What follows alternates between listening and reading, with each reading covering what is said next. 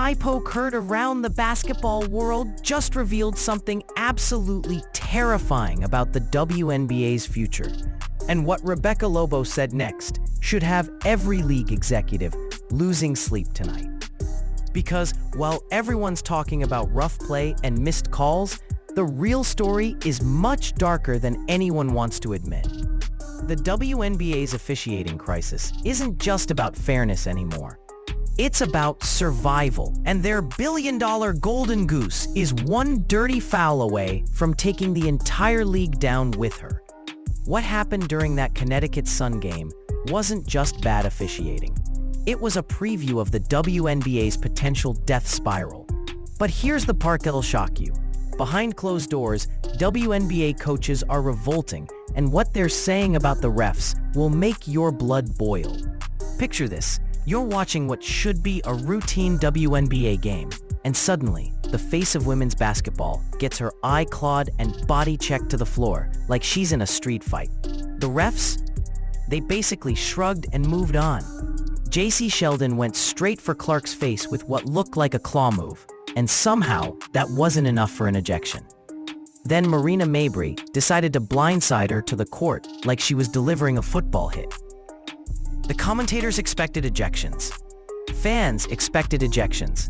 Hell, even the players on the court expected ejections. But the refs just handed out technical fouls like they were giving parking tickets. This is where it gets really wild though. Stephanie White, Clark's coach, had been watching this nonsense all season and finally snapped.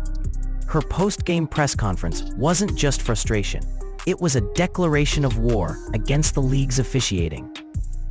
But the Connecticut Sun incident was just the tip of the iceberg. The real bombshell came from someone nobody expected to drop truth bombs about the league's dirty little secret. Rebecca Lobo isn't just some random analyst throwing opinions around. She's a basketball Hall of Famer, Olympic gold medalist, and probably the most respected voice in women's basketball. So when she revealed what's really happening behind closed doors in the WNBA, it sent shockwaves through the entire league. Here's the part that should terrify every WNBA executive. Lobo didn't just say the officiating needs work. She revealed that she contacted multiple WNBA coaches about the officiating crisis, and every single one of them said the same thing. The refs have completely lost control of the game. Not some coaches, not most coaches, all of them. Think about that for a second. When every coach in a professional league agrees that the officiating is broken, you're not dealing with a few bad calls here and there.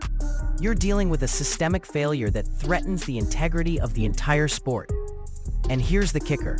Lobo said these coaches are telling their players to be as physical as possible for 40 minutes because they know the refs will only call fouls for about 2 of those minutes. That's not basketball anymore. That's barely controlled chaos. When coaches are literally telling players to push the boundaries because the refs won't stop them, you've created an environment where someone's going to get seriously hurt. What Rebecca Lobo exposed goes way deeper than just complaining about missed calls. The coaches aren't just frustrated with the refs. They're actively working around them by changing how they coach the game.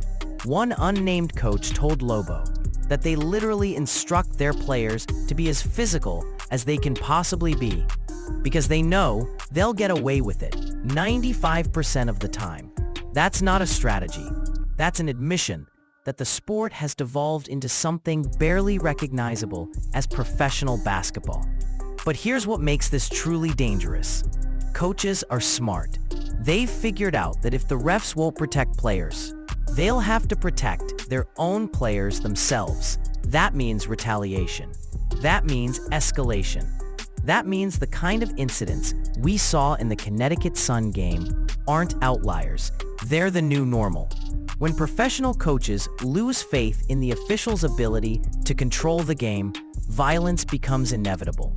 And when that violence is directed at the league's most valuable asset, you're not just risking one player's career. You're risking the entire future of women's professional basketball.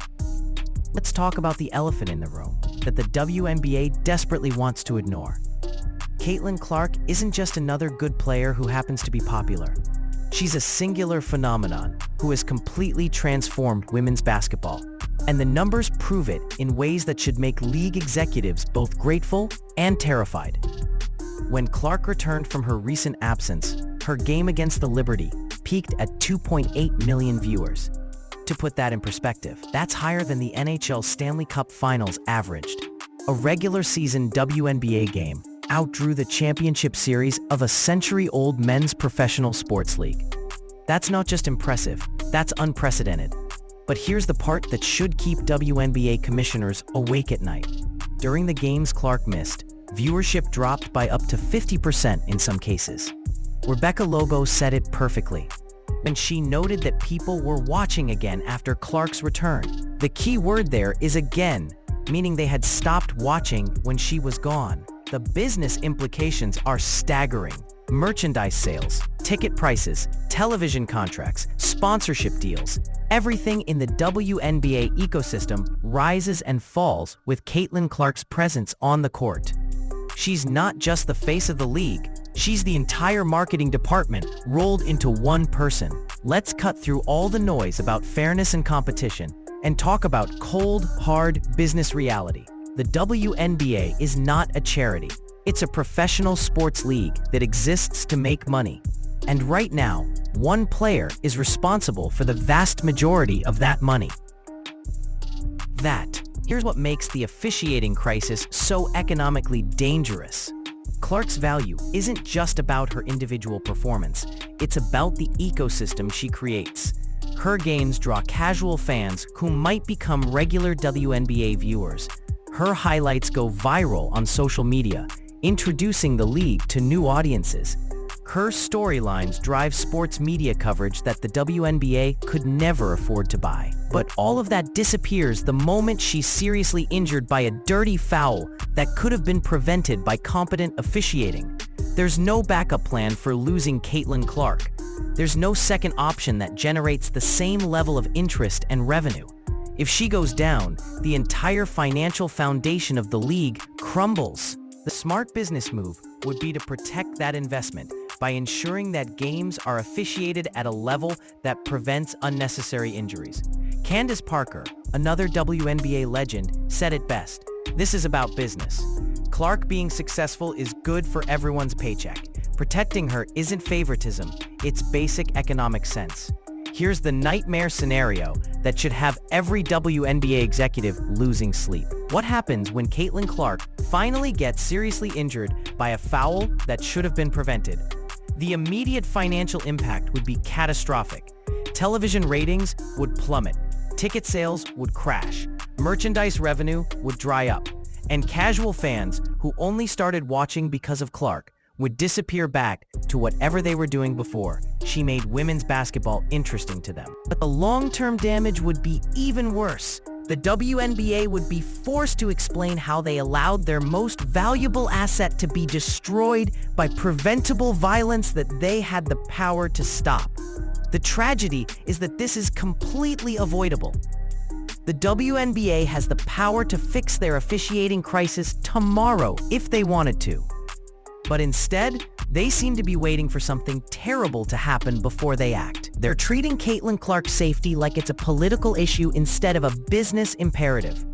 And every game they wait, every dangerous foul they let slide, every opportunity they miss to send a clear message about player safety, they're rolling the dice with the future of women's professional basketball. The clock is ticking, and the WNBA is running out of time to fix this before it's too late.